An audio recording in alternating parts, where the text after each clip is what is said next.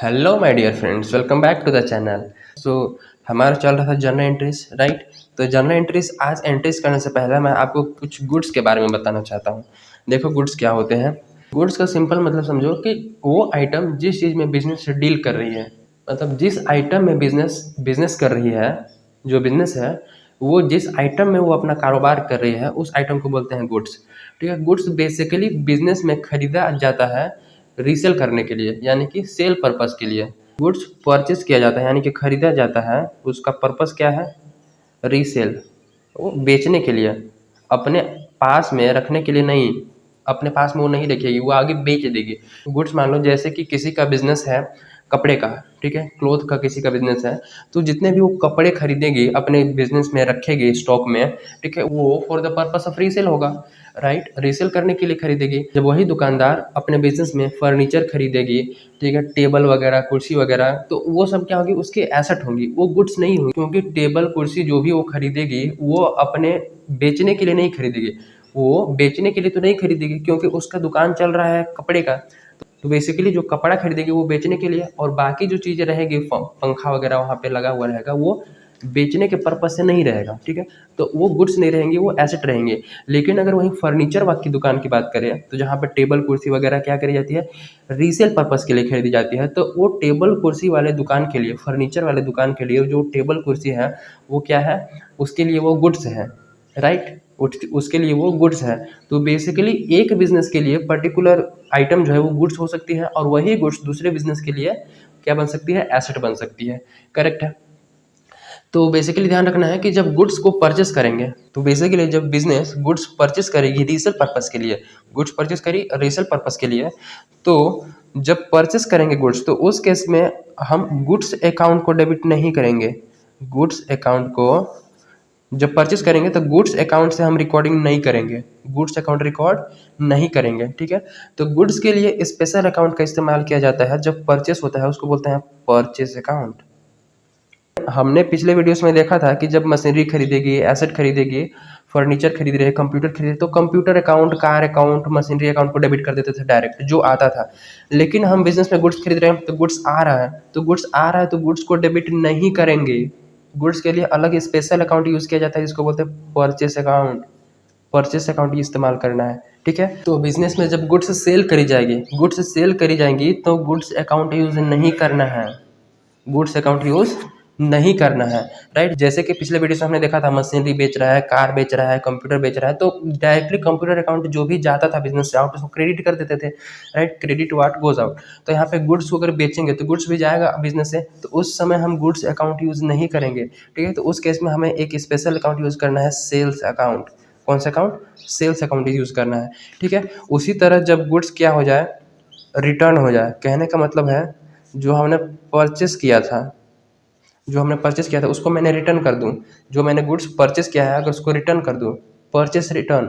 जब गुड्स हमने परचेस करी होंगी और उस गुड्स डिफेक्टिव हो गए, फिर क्वालिटी में कम हो गया, तो हमने यहाँ आके चेक किया कि वो गुड्स तो खराब है, ठीक है, अच्छा नहीं है, क्वालिटी में डिफेक्टिव है, जो भी रीज़न है, तो हमने उसको रिटर्न कर दिया।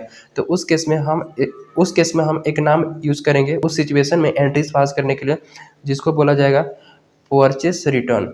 परचेस किया था तो परचेस अकाउंट, और जब गुड्स परचेस किया था तो परचेस अकाउंट यूज़ किए थे, और जब रिटर्न करेंगे तो परचेस रिटर्न अकाउंट, ठीक है। जब गुड्स हमने सेल किया था तो गुड्स वापस आ गया, ठीक है। जब गुड्स हमने सेल्स करा था, अगर वो रिटर्न हो जाए, जैसे कि हमने परचेस किया था तो रिटर्न कर दिया। उसी तरह किसी को हमने सेल किया तो हो सकता है डिफेक्टिव निकल जाए, तो उस केस में अगर वो पर्सन हमें रिटर्न कर देंगे तो उस केस में हमें यूज़ करना है अकाउंट सेल्स रिटर्न। कौन सा अकाउंट? सेल्स रिटर्न अकाउंट, ठीक है। तो बेसिकली ये गुड्स से रिलेटेड रही केस कि गुड्स जब परचेस करेंगे तो परचेस अकाउंट, गुड्स सेल करेंगे तो सेल्स अकाउंट, और गुड्स वही सेल किया हुआ अगर रिटर्न आ जाए तो सेल्स रिटर्न, और परचेस किया हुआ हमने रिटर्न कर दिया तो परचेस रिटर्न। क्लियर है। तो अब एक क्वेश्चन के थ्रू डिटेल में देखते हैं कि क्या कैसे होता है। तो ये रहा बेसिकली हमारा जर्नल एंट्रीज का फॉर्मेट, जिसमें date, particular, ledger folio, debit amount और क्रेडिट अमाउंट, ठीक है। तो क्वेश्चन नंबर 1 देखते हैं, जिसमें क्या बोला है? पहला एंट्री कि जनवरी 1 को, सबसे पहले तो 2019 डेट लिख दो और फिर जनवरी 1, ओके। तो इधर जनवरी और 1 डाल देते हैं। क्या बोला है? Siya Ram and sons started business with cash, ठीक है। सिया राम और सन्स जो उनका बिजनेस का नाम है, ठीक है, वो क्या किए, कैश से बिजनेस स्टार्ट किए हैं। ठीक है, मतलब कि बिजनेस में कैश आया है। जैसे कि ये बिजनेस है, ठीक है, ये बिजनेस है, ठीक है, जिसका नाम है सियाराम एंड सन्स। तो जो इसका ओनर होगा वो क्या है, इसमें जो ओनर है वो कैश लगाया, ठीक है, कैश लगाया और इस बिजनेस को स्टार्ट किया। तो बिजनेस बेसिकली इसने स्टार्ट किया, लेकिन नाम इसका यूज हो रहा है कि भैया इस ये बिजनेस जो है ये स्टार्ट हुई। ठीक है, तो हम लोग इसके पॉइंट ऑफ व्यू से एंट्री करते हैं, इस बिजनेस का हम लोग एंट्री पास करते हैं, इसका हमें यहाँ पर कोई लेना देना नहीं है। ठीक है, मैं बिजनेस के पॉइंट ऑफ व्यू, मतलब हम लोग इस बिजनेस के पॉइंट ऑफ व्यू से एंट्री करते हैं, इस बिजनेस का हम लोग अकाउंट्स मेंटेन कर रहे हैं। तो इस बिजनेस में कैश आया, स्टार्टेज बिजनेस स्टार्ट हुआ कैश से ना, कैश लगाया, ठीक है, तो बिजनेस की कैश बढ़ी, तो debit what comes in, look at here, as per real account debit what comes in, business में जो भी आ रहा है उसको डेबिट करो। तो कैश आ रहा है ना, बिजनेस में स्टार्ट किया, इस पर्सन ने स्टार्ट किया बिजनेस, तो इसमें कैश लगाया, ठीक है, तो डेबिट व्हाट कम्स इन, तो कैश अकाउंट डेबिट, कैश बढ़ेगा बिजनेस का, तो कैश अकाउंट डेबिट कितने से, 50,000 जी, 50,000 से विथ 50,000 कैश बढ़ा दिया। ठीक है, अभी बिजनेस, अब ये कैश कहाँ से आया बिजनेस में, ओनर ने लगाया कैश, ओनर ने कैश लगाया, क्या ओनर ने पैसा लगाया, और ओनर जो पैसा लगाता है उसको बोलते हैं कैपिटल, याद है ना, ओनर जो पैसा लगाता है उसको बोलते हैं कैपिटल। तो उस ओनर का नाम नहीं आएगा, उस ओनर का नाम नहीं आएगा, उस ओनर ने जो पैसा लगाया उसको रिस्पेक्ट देते हुए उसको बोलते हैं हम कैपिटल। तो टू कैपिटल अकाउंट लिखेंगे, टू कैपिटल अकाउंट 50,000, सिंपल है। ये ओनर है, ये ओनर है, लेकिन ओनर नहीं लिखेंगे, ओनर का नाम भी नहीं आएगा, उसको थोड़ा रिस्पेक्ट देते हैं जिसको बोलते हैं कैपिटल, तो फिर उसको बोला जाता है कैपिटल, करेक्ट है, उसको कैपिटल से हम लोग लिखते हैं। तो बिंग, नरेशन दे दो, मतलब थोड़ा सा explanation, being started business with cash, started business with cash, cash के साथ बिजनेस स्टार्ट किया, फिर एक लाइन खींचना है। ठीक है, फिर दूसरा एंट्री क्या बोला है कि purchase goods for cash, cash के लिए खरीदा। तो हमने अभी देखा था कि जब गुड्स खरीदेंगे तो गुड्स अकाउंट यूज़ नहीं करना है, हमें कौन सा अकाउंट यूज़ करना है, परचेस अकाउंट। और परचेस अकाउंट डेबिट क्यों हुआ अभी बताता हूँ, टू कैश अकाउंट। देखो ध्यान से, हमने गुड्स खरीदा, हमने गुड्स खरीदा, कितने का खरीदा, 20,000 का, तो हमारा क्या हुआ, खर्चा हुआ ना, गुड्स खरीदा तो खर्चा हुआ। तो as per nominal account, as per nominal account debit all expenses and losses, जो भी खर्चा हुआ, जो भी खर्चा हुआ वो एक्सपेंस हुआ, और एक्सपेंस को क्या करना है, डेबिट करना है, वो खर्चा ट्रीट किया जाता है, जैसे खर्चा हो रहा है हमारा, परचेस कर रहे हैं तो खर्चा, तो उस केस में debit all expenses and losses, इस केस में तो परचेस क्या हमारे लिए खर्चा हो गया, कितना, 20,000 का माल खरीदा तो 20,000 का खर्चा हो गया।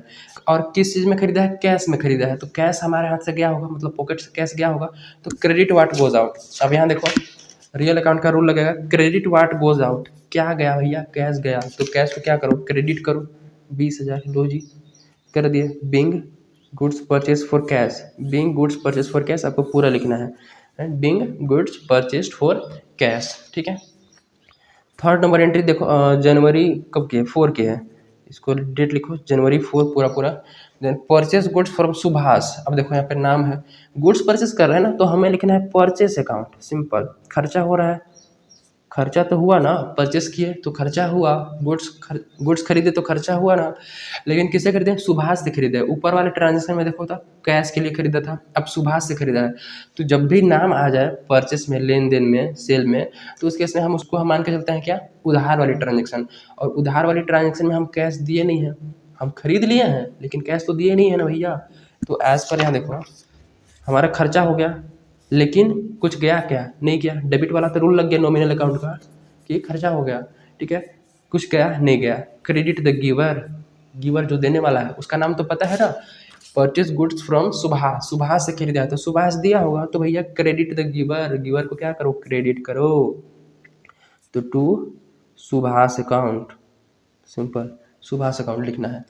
करेक्ट है कि सुभाष से हमने गुड्स क्या खरीदा है, खरीद लिया है, कितना, 12,000 का, तो 12,000 ऐसे एंट्री होगी। Bing goods purchased from Subhash, वही क्वेश्चन वाला उतार देना है, being goods purchased from Subhash, Subhash से गुड्स खरीदा है। परचेस अकाउंट डेबिट क्यों, क्योंकि एक्सपेंस हो गया, और क्रेडिट द गिवर, ये देने वाला का नाम है। ठीक है, देन जनवरी 5, देन जनवरी 5 की ट्रांजेक्शन क्या बोल रही है, परचेज फर्नीचर फॉर कैश। अब देखो फर्नीचर खरीदा तो फर्नीचर हमारा एसेट है, वो गुड्स तो है नहीं। फर्नीचर हमारा एसेट है, वो गुड्स है नहीं। नॉर्मली गुड्स को गुड्स बोलेंगे, ठीक है, और जो एसेट होगा उस एसेट का नाम दिया रहेगा पर्टिकुलर। तो फर्नीचर दिया है तो फर्नीचर। अब देखो फर्नीचर खरीदोगे तो आएगा, तो डेबिट वाट कम्स इन, क्या आ रहा है, फर्नीचर आ रहा है ना, तो डेबिट करो। और क्या में खरीदा है, कैश में, तो कैश जा भी तो रहा है, तो इस केस में क्रेडिट वाट गोज आउट, यानी कि रियल अकाउंट का दोनों रूल लग गया। Furniture account debit, furniture account debit to cash account. Furniture आया तो डेबिट, कैश गया तो क्रेडिट। कितना का भैया, 6000, करेक्ट है 6000। तो नरेशन क्या लिखोगे, एक्सप्लेनेशन। हमने क्या किया है, फर्नीचर खरीदा है, फर्नीचर खरीदने की एंट्री की है, तो being furniture purchased for cash, being furniture purchase for cash आपको फुल नरेशन देनी है, ठीक है। और फिर जनवरी 10 की ट्रांजैक्शन डायरेक्टली हुई है, पेड कैश टू सुभाष। अब देखो मैंने यहाँ 4 जनवरी को सुभाष से गुड्स खरीदा था, उधार में खरीदा था ना। अब 10 तारीख को क्या कर रहे हैं, उसको पेमेंट कर रहे हैं, 10 तारीख को पेमेंट कर रहे हैं। तो भैया पेमेंट पैसा मिल रहा है, तो रिसीवर का नाम पता है, सुभाष, सुभाष को दे रहे हैं ना, तो debit the receiver, debit the receiver, Subhash receive करेगा। तो एज पर पर्सनल अकाउंट उसको क्या करो, डेबिट करो, ठीक है। तो यहाँ क्या करना है, Subhash account debit, Subhash account debit. कितना, 12,000 का खरीदा था ना, लेकिन हमने कितना दिया, हमने 12,000 का खरीदा था, लेकिन दे कितना रहे, अभी 8,000 ही दे रहे हैं, तो 8,000 दो जी, 8,000 से एंट्री पास करो, जो अमाउंट दे रही है वो सुभाष को दिए, क्या दिए, कैश दिए, तो कैश हमारे बिजनेस से गया, तो as per real account credit what goes out, क्या जा रहा है उसको क्या करो, क्रेडिट। तो पेड कैश टू सुभाष, यानी कैश दिए तो टू कैश अकाउंट, कैश चला गया भैया 8,000, तो लिख दोगे क्या, being cash paid to Subhash, Subhash को पैसा दे दिया गया है। फिर जनवरी 16 को ट्रांजेक्शन देखो, जनवरी 16 को क्या हुआ, 16 तारीख को purchase goods from Ravi for cash. वो देखो अब इस ट्रांजेक्शन में क्या है, नाम भी है और कैश भी है, purchase goods from Ravi for cash. तो सबसे पहले गुड्स खरीदा है, तो गुड्स खरीदने की एंट्री, तो सबसे पहले परचेस अकाउंट लिखो यार, हमारा खर्चा हुआ परचेस अकाउंट। अब from Ravi for cash, Ravi से खरीदा है लेकिन कैश के लिए, तो कैश उसको दिया होगा, कैश उसको दिया होगा ना, तो हमारा तो ये कैश भी हाथ से चला गया, तो बेसिकली हमारा खर्चा हुआ, गुड्स खरीदा तो हमारा खर्चा हुआ, ठीक है, और हमारे हाथ से तुरंत कैश भी चला गया, तो credit what goes out, credit what goes out. हमें ये वाला रूल फॉलो करना है इस केस में, credit what goes out. Seller तो गिवर नाम पता है, लेकिन उसको कैश दे दिए, मतलब हमारा मामला खत्म हो गया, भैया तुम अपने रास्ते हमें अपने रास्ते, कैश पेमेंट हो गया। तो क्रेडिट वाट गोज आउट, क्या हमारे पास से कैश गया, जी हाँ गया, तो उसको करो क्रेडिट।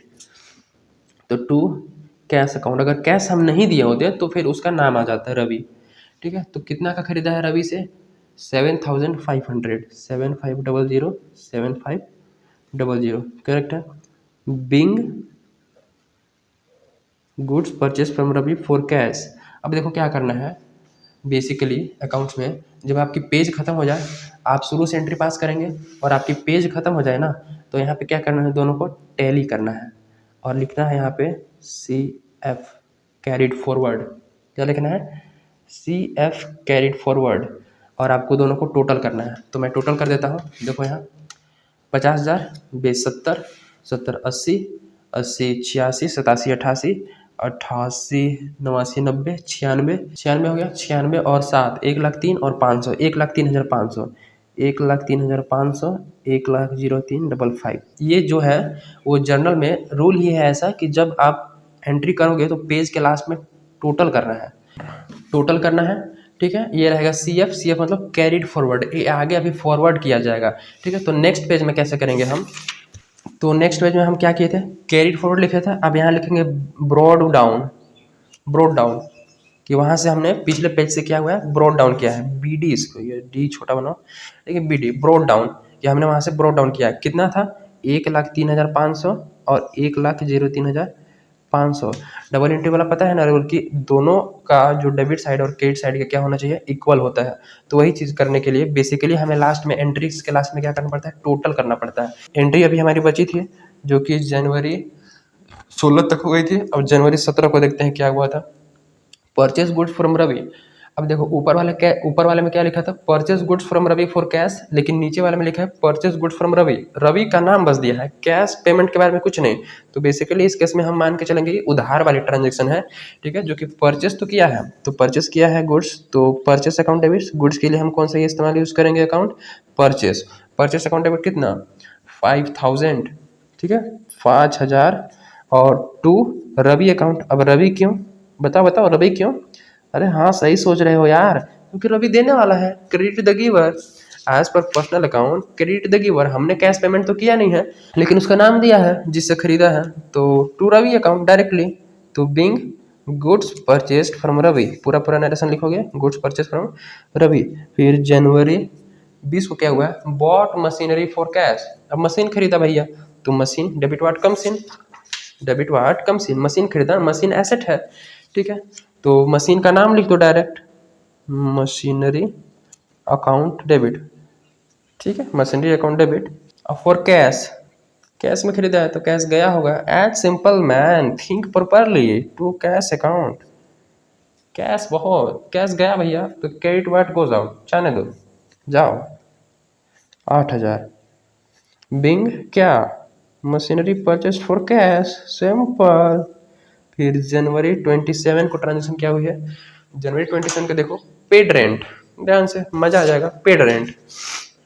पेड रेंट, अब पेड रेंट का मतलब क्या है कि रेंट आपने दिया, बिल्डिंग में रह रहे होंगे तो रेंट दिया, तो ऐसा थोड़ी है पेज में रेंट लिख के लो भैया रेंट, लो रेंट, तो ऐसे थोड़ी ना होता है। रेंट देते हैं लेकिन हम एक्चुअल में देते क्या है, कैश देते हैं ना, तो कैश हमारे हाथ से गया ना, कैश गया, क्रेडिट वाट गोज आउट। और जो रेंट है वो क्या है, खर्चा। ध्यान से सोचो, रेंट क्या है, खर्चा। और उस खर्चा जो हुआ उसके बदले हम क्या दिए, कैश दिया।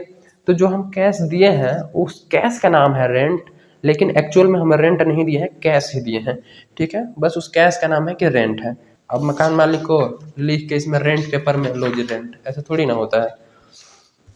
तो क्या करना है, रेंट दिया है तो हमारे हाथ से पैसा गया, तो टू कैश अकाउंट, क्यों, क्योंकि credit what goes out, to लग गया मतलब ये ऑटोमेटिकली क्रेडिट हो गया, ठीक है। और रेंट क्या है हमारे लिए, एक्सपेंस, तो उसको डेबिट करो, तो rent account, rent account debit. Basically कितना है, 400, 400 का रेंट पेमेंट किया, रेंट पेमेंट किया, तो being rent paid, being rent paid, इस टाइप से एंट्री करनी है। और हमें लास्ट में क्या करना है, ग्रैंड टोटल करना है। क्या करना है, ग्रैंड टोटल, सबका टोटल देखो। अब बेसिकली अगर हम यहाँ पे ब्रॉड डाउन नहीं करते हैं तो हमें क्या करना पड़ता, तो हमें यहाँ से टोटल पूरा करते जाना पड़ता है, जो कि मिस्टेक हो सकता था। तो एक पेज का टोटल करके फिर ब्रॉड डाउन कर लिया, अब यहाँ से टोटल कर लो, 1,03,000, 1,05,000, 8,000 और 400, सिंपल है। तो देखो यहाँ से 1,03,000 और 5, 1,08,000, 1,16,000, 16,500, 16,900, 1,16,900, सिंपल है। तो 1,16,900, 1,16,900 और जनरेटरी क्लोज हुआ, तो लास्ट में हमें डबल लाइन खींचनी है, ठीक है, डबल लाइन से क्लोज कर देना है। तो बेसिकली ऐसे करना है एंट्रीज कि हमें जब पेज खत्म हो जाए तो वहाँ CF लिखना है, कैरिड फॉरवर्ड, और उसको नेक्स्ट पेज में लिखना, उसको लिखना है ब्रॉड डाउन, हमने पिछले पेज से ब्रॉड डाउन किया है, मतलब यहाँ पे लाया है, और बेसिकली ट्रांजेक्शन करते जाना है और लास्ट में टोटलिंग कर देना है, ठीक है, और हमेशा दोनों साइड का टोटल इक्वल रहेगा। तो बेसिकली सिंपल सिंपल सी एंट्री है। मिलते हैं देन इस वीडियो विद कंपाउंड एंट्री और मजेदार एंट्रीज के साथ। Till then keep learning, thank you.